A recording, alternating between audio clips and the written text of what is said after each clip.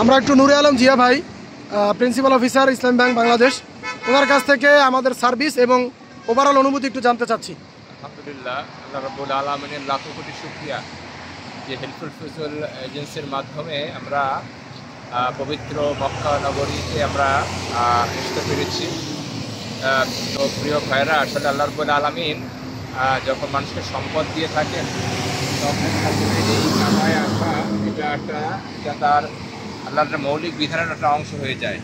আলহামদুলিল্লাহ, আমরা যারা এসেছি আমরা আল্লাহকে খুশি করার জন্য এখানে এসেছি এবং হেল্পফুল ফিউচার আমাদেরকে অত্যন্ত সুন্দরভাবে পরিচালিত করে আমাদেরকে এই উমরা হজের বিভিন্ন গুরুত্বপূর্ণ স্থানে আমাদেরকে ঘুরিয়ে দিয়ে দেখিয়েছে এবং আমাদেরকে সুন্দর অ্যারেঞ্জমেন্ট করেছে।